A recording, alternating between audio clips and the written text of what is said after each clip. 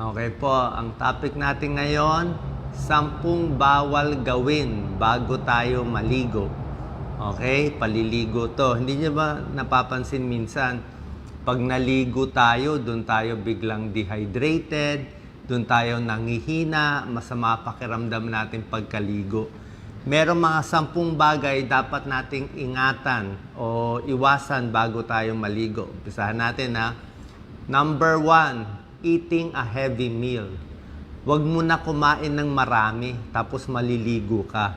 Kasi pag kumain kang ng napakarami, let's say ilang plato kinain mo, tapos maliligo ka agad, medyo masisira po yung digestion natin. Kasi pag bagong kain, yung dugo pupunta sa tiyan, sa stomach, sa intestine, tapos maliligo ka, di ba? Baka mainit pa pinaligo mo, gagalaw-galaw ka, hindi gaganda yung digestion, mahirapan. Baka ma-impatcho tayo. So, pagkakain ng marami, hintay muna siguro ng mga 30 minutes, 1 hour, bago maliligo. Number 2, sobrang exercise. Yung pagod na pagod, strenuous physical activity, o nag-gym ka, tapos maliligo agad. Alam ko, ginagawa to ng mga kabataan.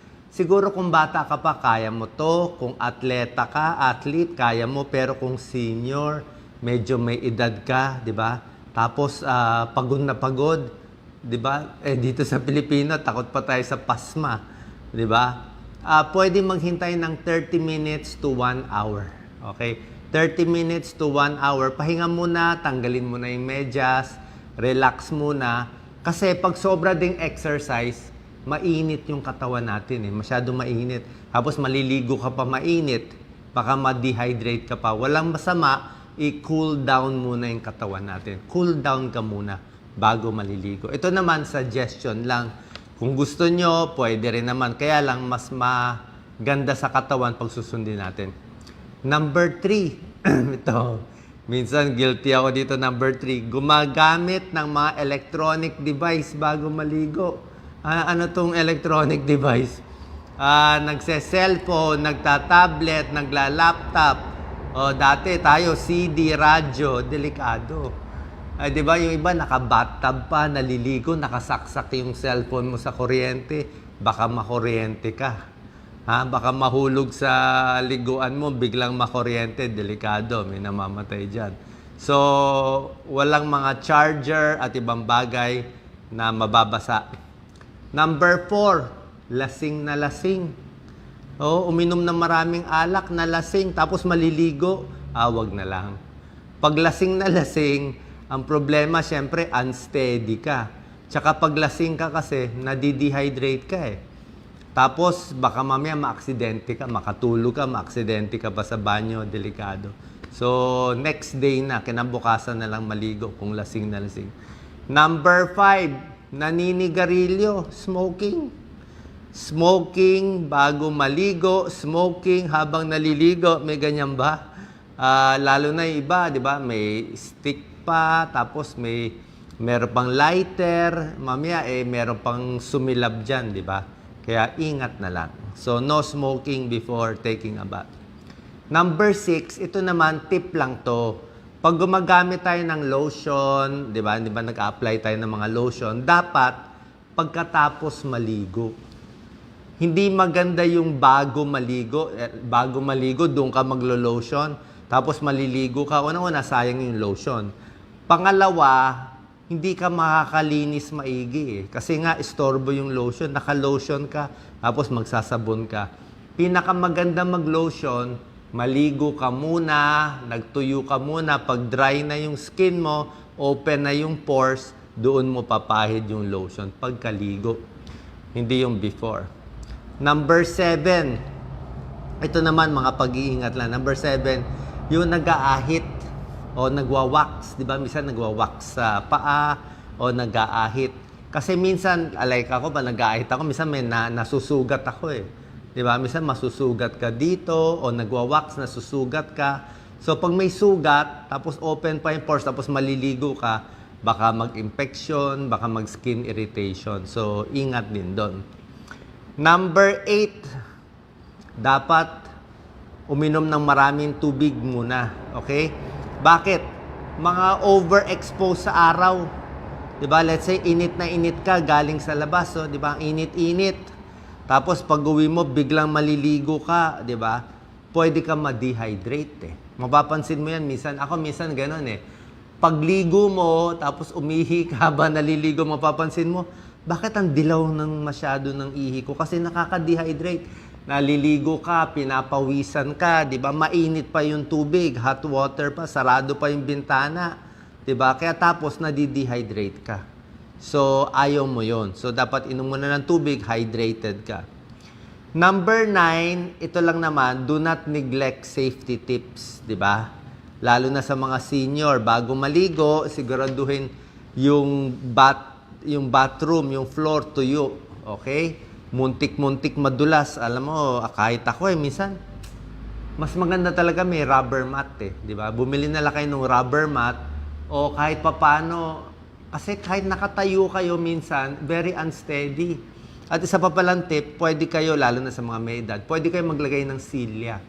Isang plastic na silya, habang naglilinis ng paa. O paano ka maglilinis ng paa, nakatayo, sobrang hirap yun pag senior ka na. So maganda may silya bago ka magkuskus ng paa, ng binti. Tapos habang naliligo, pwede rin. Kasi ang problema nga, pag naliligo ka, pag senior na, wala nang ganong balance eh. Di ba? Madulas pa, yung mata mo may sabon. Di ba? Hindi mo nakikita. Tapos nakatayo ka, pwede ka matumba. Okay? So do not neglect safety tips. And number 10, huwag magmamadali, okay? Do not rush. I-ready mo maigi yung gamit mo. Dapat minsan naligo na, wala pang sabon, wala pang baro, walang bathrobe, walang shampoo, 'di ba? Nagkagulo-gulo, lalabas pa basa, 'di ba? Dapat i-ready mo maigi, relax lang, tamang-tama na yung tubig para pagkaligo mo maganda. Okay? Ito yung 10 tips para siguradong okay at relax ang paliligo natin. Basically, yung heavy meal and strenuous exercise, yan ang babantayan natin. Ngayon, meron pa ako tuturo sa inyo maganda. Bukod dito, meron tayong mga babala. Merong mga sakit na dapat natin pag-iingatan kung maliligo ka ba o hindi eh. Okay? Let's say, mahina ang puso, mahina ang baga, pwede ba maligo ng mainit? May lagnat, pwede ba maligo? Sasagutin natin. Okay? Mga babala sa pagligo ng mainit na tubig kung may mga medical condition. Number 1, lagnat. Nilalagnat ka, pwede ba maligo? Actually, depende yan. Kung matindi talaga yung lagnat mo, very high fever, medyo alanganin eh. Kasi high fever ka, tapos mamaya mainit pa yung tubig. Tsaka pag maliligo kasi, tumataas yung heart rate mo eh. So may lagnat ka, mabilis na yung heart rate mo, baka ma-stress pa yung circulation mo. 'Di ba? So baka ma-stress yung puso, ma-stress yung blood vessel. So pag mataas yung lagnat, dapat nga malamig lang eh. Siguro punas-punas na lang, dampi-dampi na lang. Baka lalo kang uminit, lalo kang mahilo habang high fever. Pwede naman maligo kung medyo low na lang yung lagnat mo. Number 2, ito importante. May sakit ka sa puso, mahina ang puso mo, may heart failure. Pwede bang maligo agad? Okay. Ito, pwede maligo sana, kaya lang dapat may silya at dapat may hangin. Kasi mga may heart failure, kulang sa hangin yan eh. Yung baga nila, mabilis sila mapagod. Naalala ko sa pasyente ko, pasyente ko may heart failure. Matigas yung ulo, hindi sinunod ako, tinigil yung gamot eh. Nung tinigil niya yung gamot, ang kwento na lang sa akin nung anak niya, naligo daw. Alas 4, mainit, naligo, nagbuhos. May heart failure, hininto yung gamot. Pagkaligo, namatay yung pasyente. So, bakit? Nakakapagod ang ligo. Nakakapagod yung magbubuhos ka. Ang init-init, sarado pintuan, sarado bintana. Heart failure, pwedeng may mangyari sa'yo. Kaya sabi ko nga, dapat nakaupo at may hangin, di ba? Kung takot kayo buksan yung pintuan, at least bukas yung bintana. Dapat may air ka. May air. Okay? Delikado kasi. Number 3, low blood. Low blood or high blood, delikado. Parehong alanganin maligo. Pag low blood pressure ka, naligo ka ng mainit, pwede open yung blood vessel mo, pwedeng bumaba pa yung blood pressure. So, pwede ka mahilo. Pag low blood, baka matumba ka, hindi rin maganda. Number 3 na rin, kung may high blood, sobra taas ang blood pressure, delikado rin sa paliligo. Oo, delikado. Naalala ko yung nanay ko lulungkot tayo. Yan nangyari sa nanay ko nung pumanaw siya So, mainit yung panahon. Nanay ko gusto talaga maligo sa umaga, sarado ang pintuan. Binubuksan ko yung aircon, ayaw niya buksan. Gusto niya talaga maligo sa mainit. Ayan na high blood, na stroke habang naliligo. So, yun, di ba? Na-stroke habang naliligo. Kasi nanay ko, nahiya siya buksan yung pintuan. Baka daw masilipan. 90 years old na, ano bang isisilip. Dapat talaga, kung may edad na kayo, dapat wag nyo na ilock Kahit konting open, buksan yung aircon para may hangin kayo. Kasi nakakapagod ang pagligo, lalo na sa senior, may edad. Dapat may silya, safe. Dapat nga kung may sakit, iba na magpapaligo di ba? So, yan ang mga malas at aksidente habang naliligo, delikado. Number 4, meron kayong mga eczema, psoriasis, maraming pula-pula, pwede ba maligo? Actually, pwede ka maligo, wag lang hot water. Kasi ang very hot water, lalo mamumula yung eczema, psoriasis, itching, redness, and irritation. Baka pa mag-infection kung may open wound ka. Okay? So, pag meron mga sugat-sugat, pwede naman siguro cold water. Tsaka wag mo na kuskusin. Number 5. Halos pareho to sa heart failure. Number 5, sira ang lungs. Mahina ang baga. May malalang hika, may emphysema, may COPD, di ba? Yung mga hirap huminga, yung mga smoker, may emphysema sila, mahina yung baga nila, o baka may TB, tuberculosis na malala. Tapos yun na nga, paano kung sobrang init, kulang sila sa oxygen So, dapat talaga medyo open yung pintuan, open yung bintana, dapat may hangin. Okay, may hangin. At ingat nga, baka kasi biglang mahilo. Minsan kasi, pag naliligo, doon nahirapan huminga. Oo, nakakahingal ang pagliligo. Siguro kung bata ka, hindi nyo maramdaman. Pero pag edad 50, 60, di ba, minsan umakyat kayo ng hagdanan, hingal na kayo ngayon.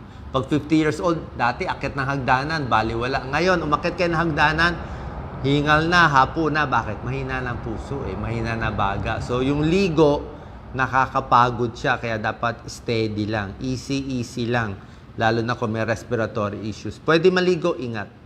And number 6, yung may mga bagong opera. Recent surgery, pwede ba maligo? Tanong nyo muna sa doktor nyo.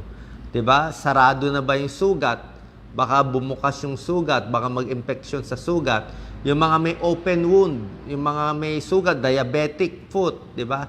May mga infection, diba? Pwede ba maligo? Paalam mo na sa doktor. Kasi pag ang sugat ay nasawsaw sa tubig, baka hindi gumaling.